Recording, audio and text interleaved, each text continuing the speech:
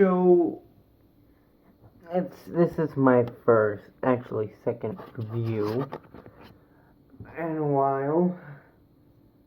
I'm going to start doing more of these kinds of reviews because I can't always be spending money on figures. Fun fact, this will be the figure I will be reviewing after next week, since Biollante La Haya and SH Monster Arts, well, SH Monster Arts re-release Biollante was shown, and La Haya Biollante was just shown photos of. I'll be doing a review after next week for Biollante. This week and next week, we will be doing 2 reviews on 2 separate main characters. Not 2 main characters, just one who was really important to a certain franchise.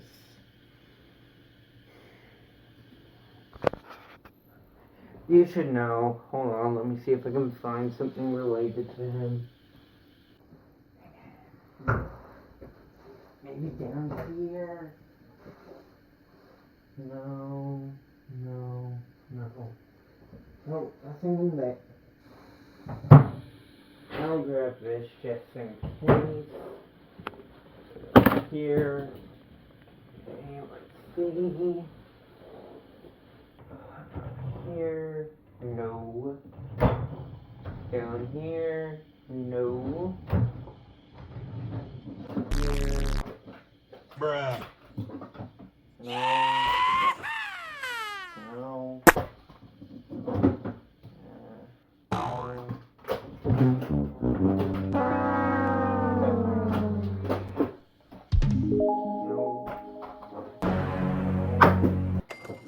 No.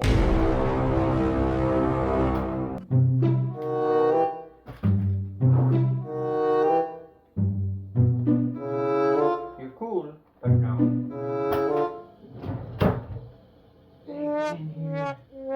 No, and no. Check up here.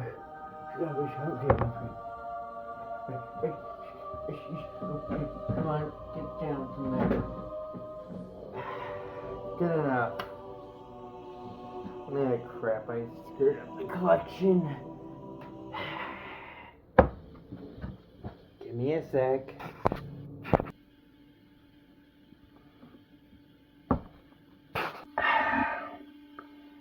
This movie review is because of someone who passed away recently. I'm pretty sure it was either yesterday morning or the day before. Sam Neill, who played Alan Grant in the Jurassic franchise. I think he played some other roles in some other franchises, but I know that one of his lasts will be in Godzilla x Kong Supernova. So, since he passed, I'll probably review these 2 first, and as a third review, and then Biollante. It's a shame. So, on the desktop today, we have Jurassic Park. That is the film I will be reviewing. So, the beginning of the film shows a containment facility somewhere. And it shows a few security guards trying to put what looks like some sort of animal into this cage. We don't know what it is, but then we start to hear noises. It's a velociraptor. And the velociraptor is able to make the cage come out and begins to kill or eat one of the guards. And Robert Muldoon is yelling the classic line that I'm pretty sure became a meme for a certain time, which is shoot her. Shoot her! Anyways, after that, I can't remember if it goes to the lawyer or Dennis Nedry. I think the lawyer first, where it cuts to, well, it first says cut to Alan Grant and Ellie Sattler. No, I was right. It cuts to Dennis Nedry, if I'm correct. I can't remember everything. I just watched the film to rework everything in my memory, but I still can't remember everything I watched. All I know is, from what I can remember, Douglas meets up with Nedry. Nedry finds out about the whole secret barbasol can he will use to get all the embryos off the island. And then it pans over or goes to the whole mines in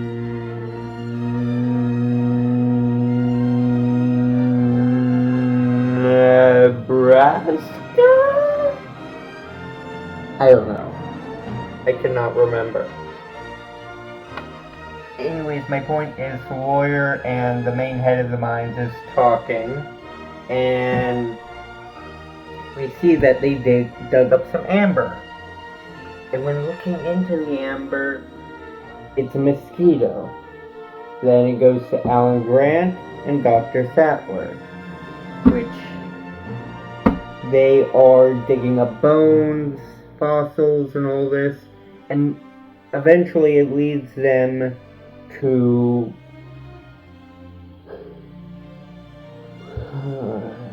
sorry, I'm still a bit tired from this morning. I just woke up. Anyways, as I was saying, leads them to the whole scene with the helicopter meeting John Hammond, and then John brings along Ian Malcolm, Dr. Sattler, and Dr. Grant, along with the lawyer, and as I said earlier, Ian Malcolm, also in Jurassic Park. And of course, this leads to the awe-inspiring Jurassic Park theme alongside the first sighting of a dinosaur in our modern world, if you would call that, or as modern as you could get in 1993. My point is, this is a big thing for the human world for Jurassic Park. Then as time goes on, eventually Hammond's grandkids come to the island while Nedry is secretly floating behind the screens. This would eventually lead to Ellie Sattler staying behind in one of the tour group things to help, what was his name? I forget who, but the doctor who was working on the Triceratops. And because of this, Ellie isn't involved when the T-Rex breaks out, which almost kills everyone. The Ronald De Niro, the lawyer, is not spared. He 100% dead. He died.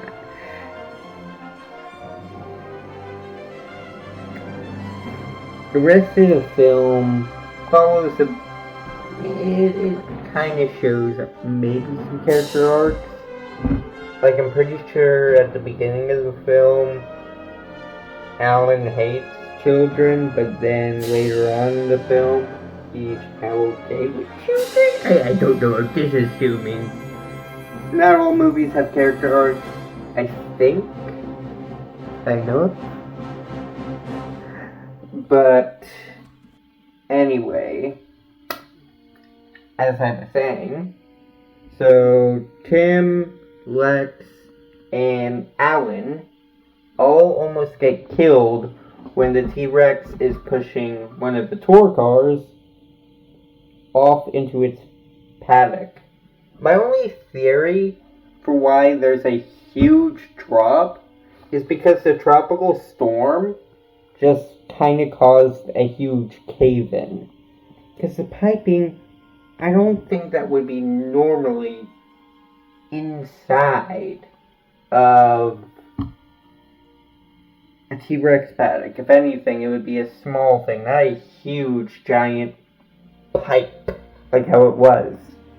So my guess is it was like a cave-in, like an example, since I'm more of a Godzilla fan and slowly have become a Jurassic fan, in the Showa era, parts of land, since they were hollow underground, would collapse down when a huge kaiju would cause a disruption in the land. So my theory is that a huge storm caused the land to collapse, and the reason why the goat was still there was because some of that land was still there. But probably when the T-Rex broke out, some of the bits caved in. You get the point. There shouldn't be large pipes, because it doesn't make sense in my opinion. Why have large pipes in a huge, bottomless, pit and all that? Before we continue, I do want to thank Raisorblade for having me in his video, his collab for the Moana video. I will link his video down below if anyone wants to go watch it. I'm hoping you do. Subscribe to Raisorblade, and you can subscribe to me if you want. You can like my video if you want, but I would recommend you go like his video. Anyways, back to the review. It leads all to Alan, Lex, and Timmy sleeping in a tree and basically seeing a Brachiosaurus before they fall asleep and when they wake up. The other notable thing going on with Ian, Dr. Sattler, and Hammond is the fact that Ian's extremely injured in the leg, cannot move. Dr. Sattler and Robert Muldoon need to go find the power switches to turn on the power. And this leads to an interesting scene where Muldoon is sure he found the raptor. And while this happens, Ellie finds the power switch. She's able to turn on the power, is scared by a raptor that almost jumps out and kills her, and then what happens next is the fact that she is... Sorry. Give me a sec. That's better. She is able to prevent the raptor from killing her, but in the process of escaping, finds Ray Arnold's arm by mistake. The thing is, both of these lead to very bad situations. Oh, and who can forget Nedry's death scene? If you haven't watched Jurassic Park already, spoilers ahead. Actually, I should have said spoilers ahead in the beginning of this video. My point is, Nedry, the fat man, dies. He dies by trying to play fetch with a Dilophosaurus, and then when getting spat at in the face, he doesn't care, doesn't wash it up, just keeps going into his car, and when he clears off, the Dilophosaurus is already in the car. Because I'm pretty sure that wasn't the same Dilo, because how does it get in when you're staring at one? I'm pretty sure while he was out, looking around, the Dilophosaurus in the woods around him, that he heard, went into his car. And then the one that was just being curious, and then we looked back and forth to see where it was, that was the one pulling with him, and eventually spat in his face. Or went to fetch the stick, and another one came over and spat in his face. And then there's the third one that was waiting in the gun. It's either 2 or 3 Dilophosauruses killed him. I would not say Jurassic Park Brigade is canon, but if it is... Yeah, there's a lot of Dilophosauruses on Nublar before Jurassic World.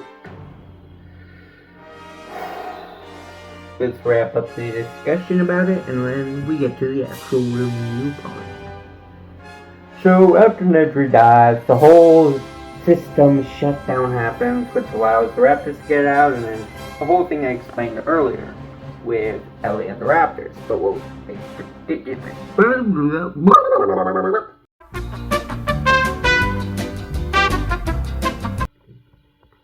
But as I didn't say or forgot to say,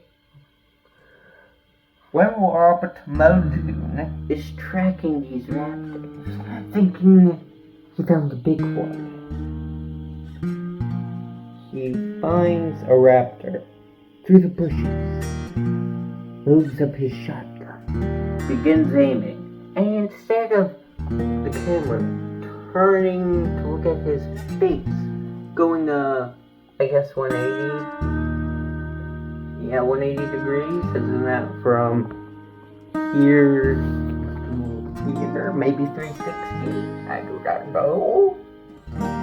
My point is, instead of having a face view from the side, maybe turning 90 or 180 degrees, it only shows the side. Because as we pan forward, we see in the bushes coming out of the velociraptor. And this is when Ronald Muldoon says, "Clever girl," and then proceeds to die while screaming. Because who wouldn't scream about being dead? So yeah, he dies from a raptor, so unfortunately he cannot help the main cast. And to be honest, I was thinking he would be alive longer since he aimed to be a main character, but not in some films. Not all main characters survive. In some films, the heroes do die. So yeah. Anyways, Ellie and Alan reunite. They make it back to the visitor center, but before that, two raptors attack the visitor center. Sorry if this is all going everywhere. I just would recommend for you to watch the film, because I am horrible, and I do mean horrible at describing. My point is, Ellie and Alan get back to the visitor center, make sure that the door is closed so that the system locks can be activated. Ellie can't do it herself, so Lex does it for her. And this helps with closing and locking the door. But the one thing that they didn't expect was for the raptors to break through the glass. So as that's happening, Lex, Alan, Ellie, and Timmy all make it up into the ventilation shafts, and the raptor just tried to attack them, but is unsuccessful. So once they get to the main area of the visitor center, they open a ventilation shaft, or ventilation hatch, whatever you want to call it, and fall down onto some leveling, whatever you want to call scaffolding, whatever it is, in order to try and get down. Problem, the raptors show up, 2 of them. So maybe Ron Muldoon killed the third one, or maybe the third one is just permanently stuck in the freezer and that's why it didn't show up. I'm pretty sure the 2 is the big one, and just a lesser known raptor under the big one's command. Anyways, what happens is they're about to get killed after the scaffolding and dinosaur skeletons fall. And before they can get killed, the T-Rex comes in and saves them both. Or not saves them both, saves the group. Because, sorry. Remember, I'm still a bit tired. Anyway, the T-Rex saves the people in a way, but it's probably just, it was hunting and needed food, so seeing the raptors, and went for the raptors first. Plus, natural instinct, I guess. So all the humans, Hammond, Malcolm, Ellie, Alan, Lex, Tim, get to go to the helicopter and get to go home. Except Moana, he's dead. And Muldoon, they're also dead. Oh, and then 3 as well. Those people are dead.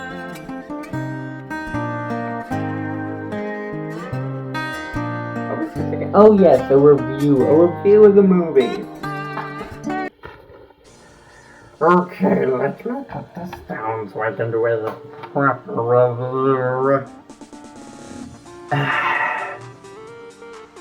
I'll say this. The CGI and the models for some parts were definitely not too good. But even for me, I shouldn't be saying that, because for the Heisei era and Godzilla films, they just had to use, like, some sort of special beam for the kaiju. Because other than that, it was just men in suits fighting each other. And even then, the men in suits had a hard time fighting each other, which says a lot about this. These actors did good. The animatronics were good, because the T-Rex shot in the first part of the film, the raining part of the film, that was an animatronic, and that's impressive. Very impressive. The roars and everything, really impressive. The atmosphere, 10 out of 10. All that shit's a 10 out of 10. For the dinosaurs, 10 out of 10. The casting and how they kind of acted in this film. Of course, there was going to be some bloopers, some fails here and there, but they had a fun time, got along well. You could even see modern day that they get along well. They get along very, very well. And that's something... Sorry, I think I'm going cross-eyed again. That's something that was very, very interesting. The cast, really good. Really good. It's sad that Sam Neill has passed away, or Alan Grant has passed away. And if I'm correct, he just survived 2 times with cancer. So, rest in peace to the dead.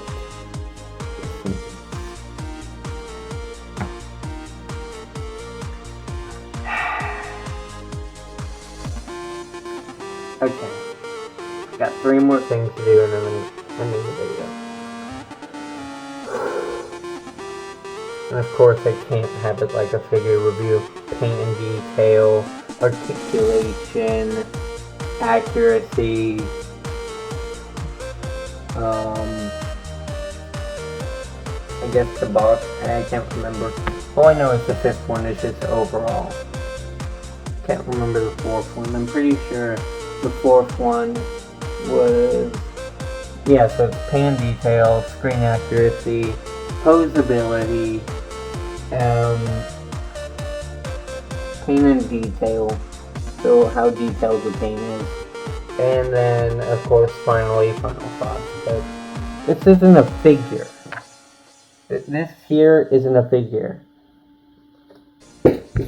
This is a film. So I've already gone through 2 of them, being how the CGI is and everything, and the casting, which I'll finish up real quick. Casting is good. It was perfect. John Hammond was a good... I don't know the name of the actors, but all I'm going to say is whoever was casted, I know, what's his name? Jeff Goldblum and Sam Neill as Alan Grant and Dr. Malcolm were basically inspirations, or they were recognized mainly for Jurassic Park. Had a big impact. And in my opinion, they did good. Well, Jeff Goldblum's still alive, but we know what happened to Sam, and let's get on to the 3rd part. The time. Yeah, most films are an hour, maybe 2 hours, or 3 hours.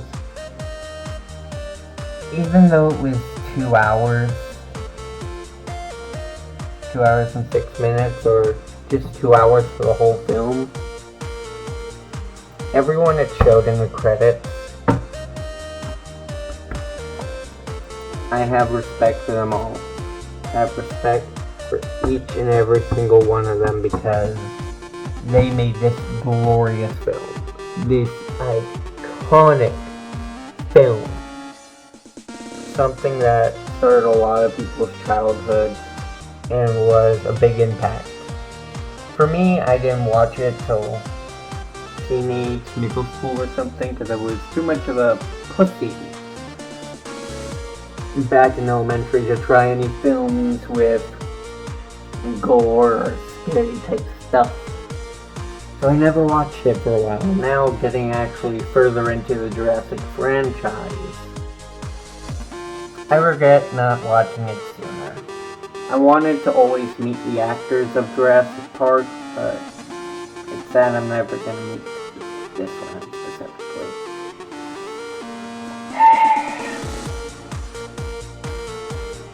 Fourth thing, and then we'll go on to what's another guy? The story. Of course, some of the main characters can survive anything. Not all of them, I guess.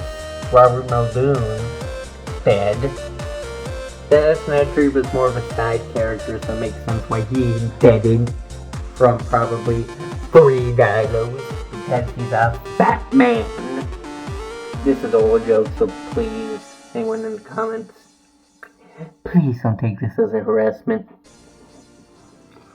Anyways, as I was saying, yeah, some characters like Nedry died and Ray Arnold died, but the one I really didn't expect to die when watching the film was Robert Muldoon. That surprised me. That surprised me a lot. Because he seemed like a main character, plus he was a hunter.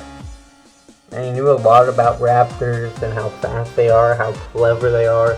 So I thought he was gonna kill at least 2 before he died, but I was wrong. He didn't even kill 1. The kids, if I'm correct, they killed 1 by locking it in the freezer. A kid killed a velociraptor, and an experienced hunter couldn't even kill 1.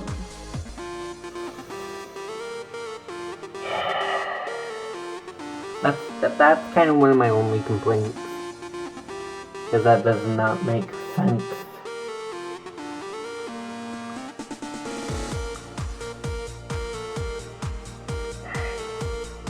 Anyways, other parts of the story, I would say the music, that's iconic. The music is so relaxing, yet inspiring. The first time you see that dinosaur, the Brachiosaurus, and that music, it's awe-inspiring, awe-striking. It's beautiful. And it never gets old. It never does. I could listen to that song, the main Jurassic Park soundtrack, 5 times over, a whole year maybe, and I would tell you the same thing. That soundtrack is beautiful. Beautiful. And I'm probably gonna have some Jurassic Park clips in here, but you can't blame me.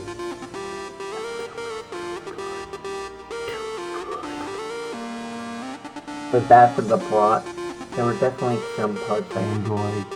Like the whole trope of life finds a way, and how Alan definitely finally understands the whole life finds a way. The other parts with finally meeting Henry Wu, because for some fucking reason, he becomes the main antagonist of the Jurassic franchise. I don't know why. I don't. Anyways,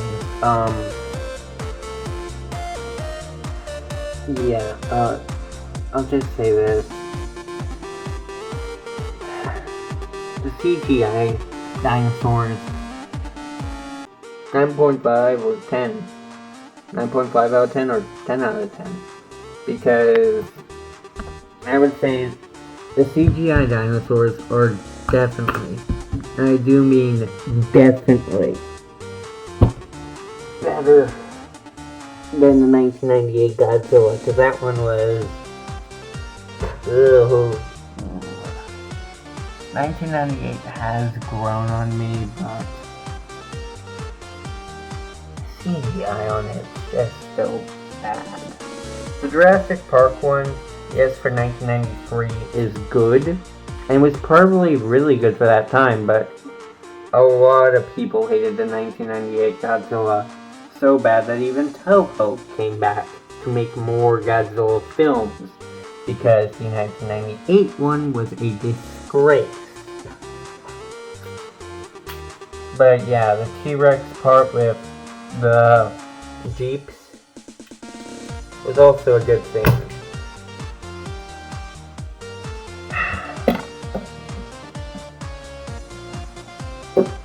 Good old Rexy was also a good part of the film. And yes, I did get this popcorn bucket from Rebirth. So, tell me if you want a review on that and this T-Rex skull in the future. Because I may do it the week after, I may not. All I know is next week I will be reviewing Jurassic Park 3. But, as I was saying, story, 10 out of 10. The CGI models, 9.5 to 10 for a 10 out of 10. The characters in general, 10 out of 10.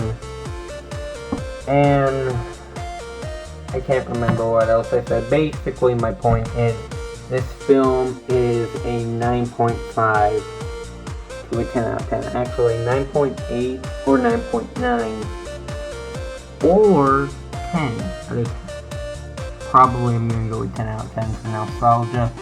And the music, it's just so there. It's in my heart. It really is. So, this is what I'm going to end the video with. And I would recommend for you to check out Raisorblades' video on the review of the original Moana. Okay? I recommend it. The link should be down in the description when I'm done editing this video. Anyways, go watch the original Jurassic Park and the original Moana. And if you don't want to give Disney any more of your money for it being a shit company and only cares about your money and making shitty live action remakes and making shitty films and shit upon shit.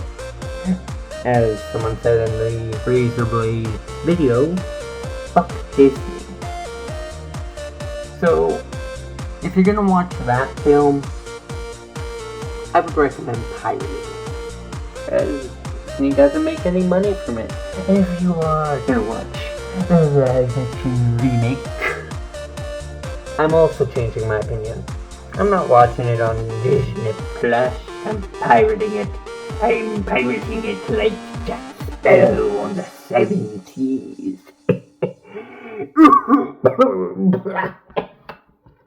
Just pirate the fucking film. Peace out. See you later, alligator. Brr.